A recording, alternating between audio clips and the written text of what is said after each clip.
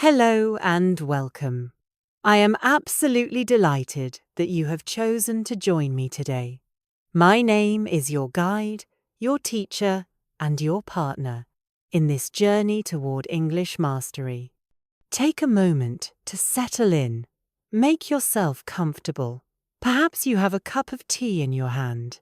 Take a deep breath. Today, we are going to elevate your English. We are going to take your language skills from good to spectacular. I want to start by asking you a question about your own English. If I asked you to describe your language skills, what would you say? You might say, "My English is very good," and I am sure it is. You might say, "I study very hard," and I am sure you do. You might say, "Grammar is very difficult," and I agree with you. But did you notice a pattern in those three sentences? Very good, very hard, very difficult. The word very is a crutch. It is a safety net. It is the vanilla ice cream of the English language. There is nothing wrong with vanilla ice cream, but wouldn't you prefer to taste something rich, something complex, something exciting? Using very too often makes your speech sound repetitive. It makes your ideas sound flat. It limits your ability to express the true intensity of your feelings. If you want to move from an intermediate level, that B1 or B2 level, where you are comfortable, to an advanced C1 level, where you are commanding, you need to stop saying very. You need to stop multiplying basic words and start using specific, powerful words. We call these extreme adjectives. Today, I am going to teach you how to paint with colour. We are going to look at the grammar rules of these special words, because they behave differently than normal words. Then, we are going to explore the vocabulary of size, of temperature, of emotion, and of quality. By the end of this session, you will not just speak English, you will feel it. Let us begin with the concept. This is the technical part, so please listen closely. In English, adjectives fall into two categories. The first category is what we call base adjectives, or gradable adjectives. These are words like good, bad, hot, cold, tired, hungry. They are gradable because they can be measured on a scale. Imagine a volume dial on a radio. You can turn it up or you can turn it down. You can be a little bit cold. You can be quite cold. You can be very cold. You can be extremely cold. The word cold sits in the middle of the scale, and we use words like very to push it up the scale. The second category is extreme adjectives, or non-gradable adjectives. These words are already at the maximum. They are already at the top of the scale. The volume is already at 100%. For example, the extreme adjective for very cold is freezing. Now, here is the golden rule. You must never, ever say very freezing. Think about it logically. If freezing means the absolute maximum coldness, you cannot make it more maximum. It is impossible. You cannot say very exhausted. You cannot say very huge. It sounds strange to a native speaker's ear. It sounds clumsy. So, what do we do if we want to add emphasis to an extreme adjective? We cannot use very. Instead, we use a different set of intensifiers. The best one The most useful one is absolutely. You can say, "It is absolutely freezing." You can say, "The house is absolutely huge." You can say, "I am absolutely exhausted." Other words you can use are totally, completely, or utterly. But absolutely is your best friend here. It makes you sound confident and precise. So, that is the rule. No very with extreme adjectives. Only absolutely. Now that we understand the mechanics, let us explore the vocabulary. We will start with the most common category, good and bad. How was the movie? It was very good. How was the food? It was very good. How was your holiday?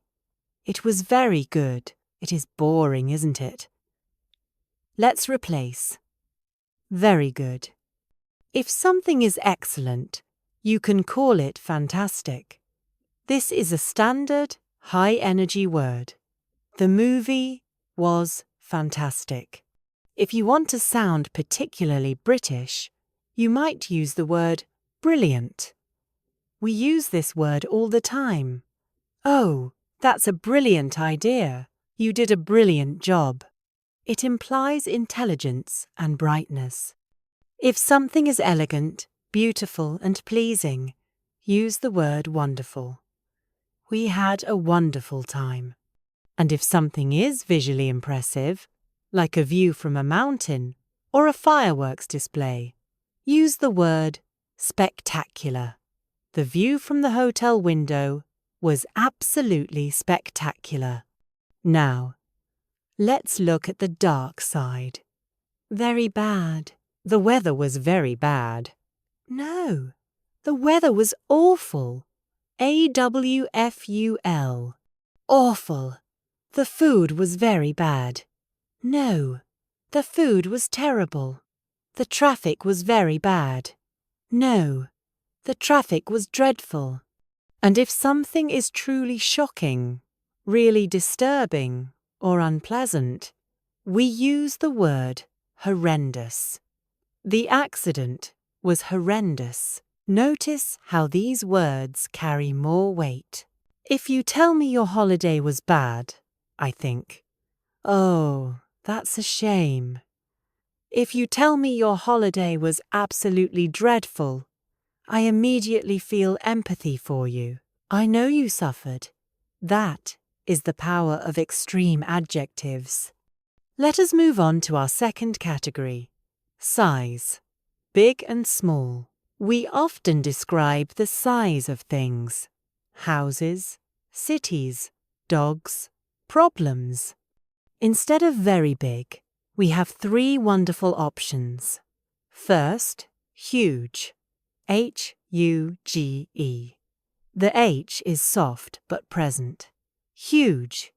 They live in a huge house in the country. Second, enormous. This is slightly more formal, slightly more literary. The elephant was enormous. Third, massive. This implies weight and solidity. There is a massive problem with the computer system. If you want to go even bigger, if you want to describe a planet or a giant monster, you can use gigantic. Now, let's shrink things down. Very small. The most common alternative is tiny. Tiny. The baby has tiny hands. The hotel room was tiny. But there is another word I want to teach you. It is spelled minute. Now, you might look at that and say, that is the word minute, like 60 seconds. And you are right, the spelling is the same, but the pronunciation is different. When we use it as an adjective for size, we say minute. Minute. stress on the second syllable. Minute means incredibly small, almost invisible. The details on the painting were minute. I found a minute scratch on my car. It suggests precision. So, we have huge, enormous, massive versus tiny and minute. Category 3 is a favorite topic of conversation in the United Kingdom. The weather, specifically temperature. We are obsessed with temperature.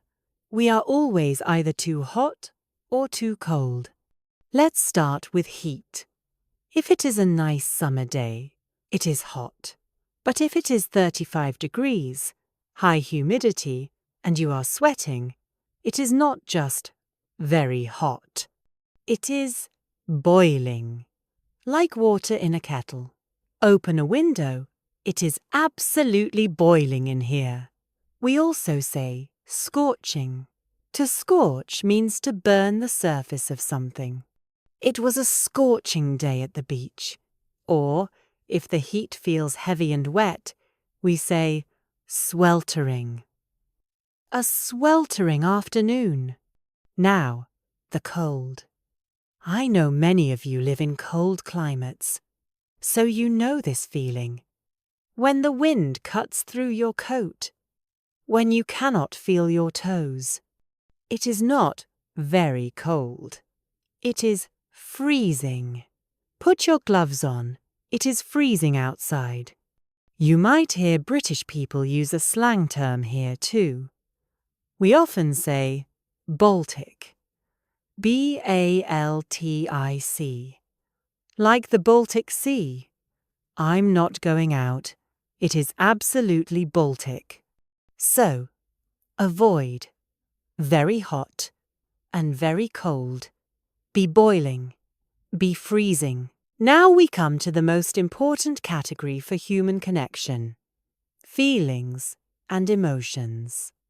This is where your emotional intelligence shines. If you can describe your feelings accurately, people will understand you better. Let's start with energy. I worked for 12 hours. I am very tired. Very tired is weak. It doesn't tell me enough. If you are completely drained of energy, you are exhausted.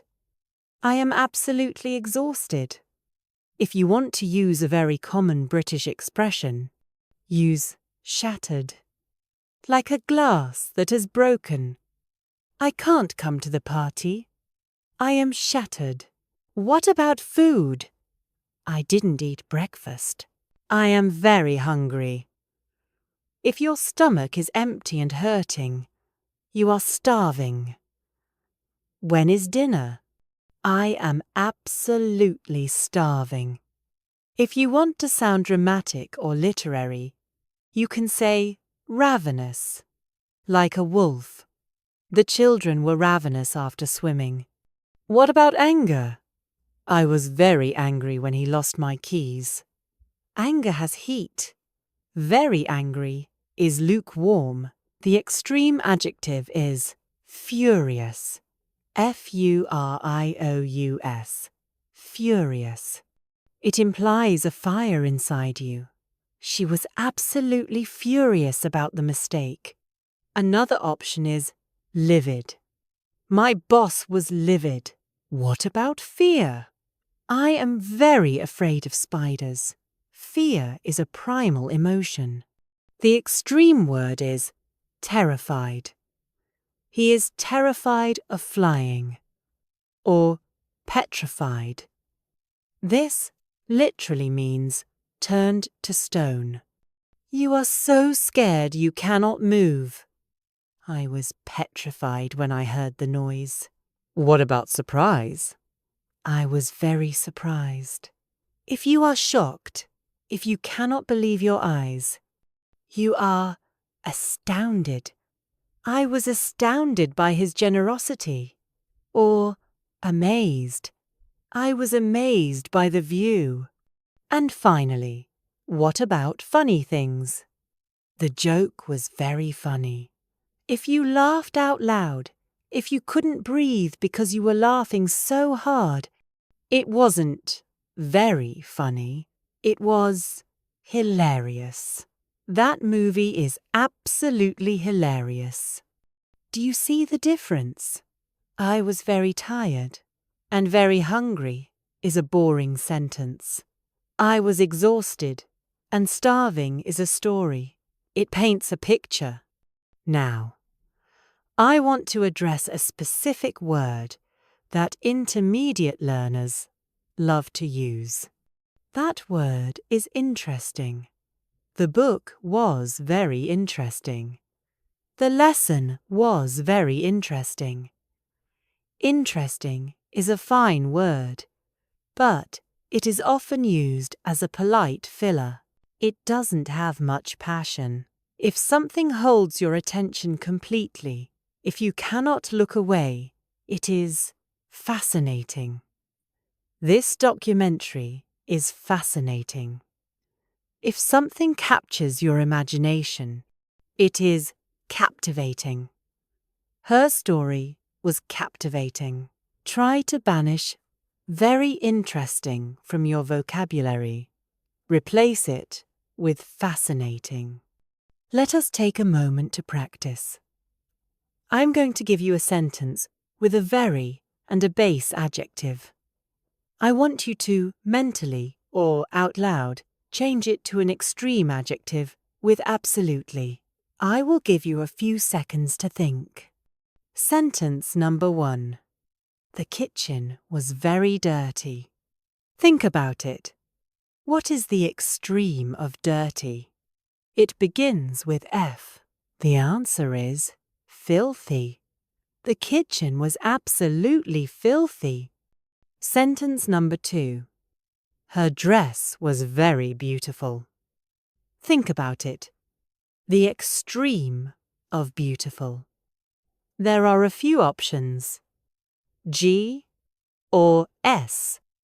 The answer could be gorgeous or stunning. Her dress was absolutely stunning. Sentence number 3. The exam was very difficult. Think about it. What is the extreme of difficult? The answer is impossible. The exam was absolutely impossible. Sentence number 4. The noise was very loud. This is a good one. It relates to the ears. D. The answer is deafening. To make you deaf. The music was absolutely deafening. How did you do?